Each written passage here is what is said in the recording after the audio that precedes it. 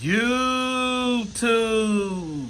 What's good, guys? It's your boy TD, and I'm back again with another video from Fantasy Good Sports, guys. And today's video is going to be on 5 wide receivers that make me nervous. Now, listen, I'm not saying these guys are bad picks, but I'm saying drafting these guys, I don't feel that they're going to give you the optimal ADP value at their ADP price. So guys, make sure you hit the like button and subscribe to this channel. This is cutting edge content. I said what I said.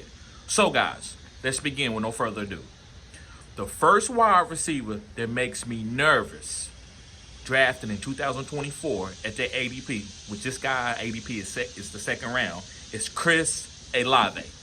Yes, guys, Chris Olave. Now, listen, the reason why I'm nervous about Chris Olave, guys, I think this guy's very talented, but I don't think he's an alpha wide receiver, according to watching the games last year when Derek Carr was trying to get this guy targets. I've never seen Derek Carr show anybody up, but he showed Chris Olave up last year. When Chris Olave ran the wrong route, Derek Carr went off. But I never saw that with Rashid Shaheed. So to me, that makes me nervous. Also, Chris Olave just quite couldn't get to the wide receiver 1 numbers that we was looking for. I don't see anything changing. They did get a new offensive coordinator, but I need to see it first. If I could get Chris Olave in the 4th round in a single quarterback league, I love that. But taking him in the 2nd round when you got guys like A.J. Brown at that ADP, you got Jalen Waddle, you got Michael Pittman, you got Drake London, I don't want to draft him with those guys. That's just my 2 cents. Let's move on, guys. I don't want to hold you up on this video. Make sure you hit the like button, guys. And also subscribe to the channel. This is cutting edge content. So, let's move on to my second guy. My second guy is, his ADP is in the 2nd round. And he's a rookie wide receiver, and it's Marvin Harrison Jr. Now, I know a lot of you are going to be like, TD, are you crazy? This guy is extremely talented. I believe he is. But do you think he's going to go out here and beat grown men and command a high target share to be a top 5 wide receiver? Because he's going off the board as a top 5 wide receiver in my drafts. Like 4 wide receivers are going in the 1st round, maybe 5, and Marvin Harrison is like number 6 going at the 2-1. I don't know if I want to draft him that early. Can I get him in the 3rd round? I'm willing to take him in the 3rd round, but you're not going to get him in the 3rd round. So I'm kind of fading him at that ADP. Maybe I'll trade for him if I see something in the season, and maybe I take one of these high-end wide receivers that I think is going to be trending down and go get Marvin Harrison.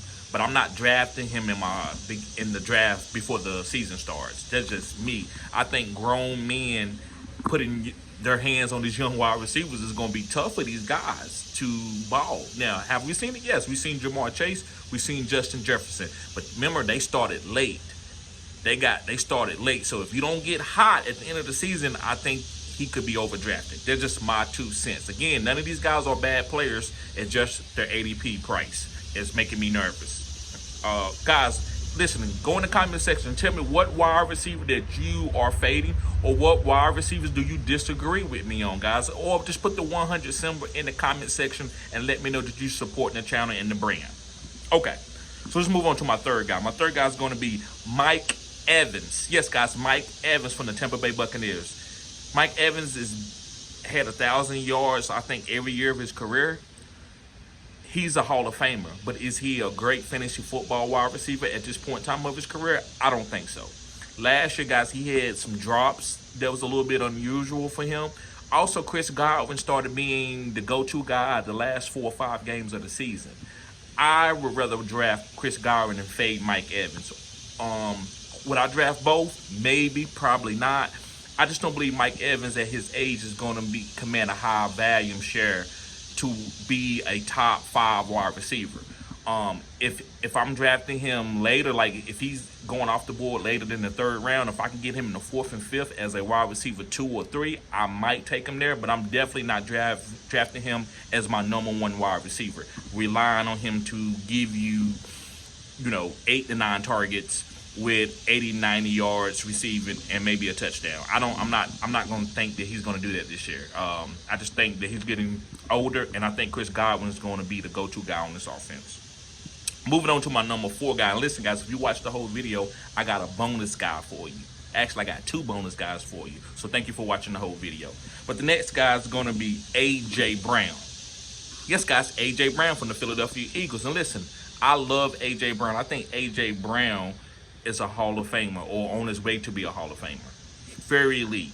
But with the progression of Devontae Smith and the new deal from Devontae Smith, I don't believe that A.J. Brown is going to be a top 5 wide receiver. So I'm not drafting him in the first round or the beginning of the second round. If I can get him at the end of the second round or the beginning of the third round, I think that's better. I don't know if that's tomato, if that's the same thing, but I just don't want him in the second round mostly. Because Devontae Smith is going to be getting an uptick in targets, and also Saquon Barkley is going to get more targets out the backfield. You might say, well, Jalen Hurts don't throw to his running backs. Yeah, he don't throw to DeAndre Swift and Kenneth Gainwell, but he will be definitely throwing to Saquon Barkley. That's why they brought Saquon in. So to me, A.J. Brown still is a very efficient wide receiver, kind of like Brandon Ayuk. Not a lot of targets, but very efficient. And maybe top 12, but not top 5 value. So I'm not drafting him to be a top 5 wide receiver like I did last year and the year before. All right, let's move on, guys. And the next 2 guys, which one guy is a bonus, you're going to be surprised. So the next guy that I think that you should be careful drafting, makes me nervous, maybe fading, is Justin Jefferson. Yes, guys, Justin Jefferson. We know Sam Darnold has struggled in the past. I think Sam Darnold is going to be okay. But is Justin Jefferson going to be a top 5 wide receiver off of just targets and volume? I don't know. I don't want to bet off volume and targets if you don't have a good number 2 wide receiver on the other side or a good offense. I don't know how good this offense is going to be.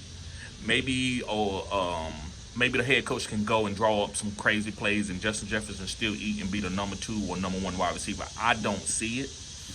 So I'm kind of fading him at the 1.7, 1.8. If he make it to the 1.12, I might draft him there with a double pick. But I'm not taking him at the 1.6 or the 1.7. I'm taking other wide receivers like Amon-Ra and Tyreek over him this year. Okay, moving on. This is his counterpart. Y'all probably might know who it is, and it's Jamar Chase. Guys, he's not in practice. I'm not taking him. I'm not taking Jamar Chase when he hasn't practiced in a real preseason or a training camp game all year. To me, that's calling for a hamstring injury. So that makes me nervous. Jamar Chase and Justin Jefferson are both athletically gifted Hall of Fame type trajectory players, but with one having a quarterback problems and also a talent problem around them, and the other one not being in practice, quarterback coming off an injured year, that just makes me nervous for a top 5 pick. These guys are usually top 5 picks, maybe top 7 picks. So would I take these guys in the first round? Most of the time I will. If the shoe fits, I'm going to wear it. But I'm not high on these guys. Like, oh my God, they're going to break out and they're going to be incredible. It's a lot of good young wide receivers, a lot of new offenses, a lot of new OCs. So we're going to see some changes in the top 5 and the top 10. All right, guys. And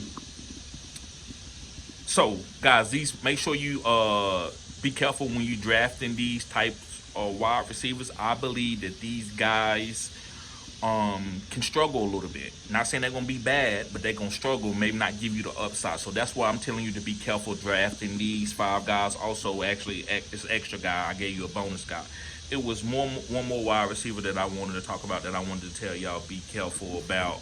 But I can't think of it right now. I'm at work. So, guys, thank y'all for tuning in. Y'all be safe. Have a blessed day. Peace.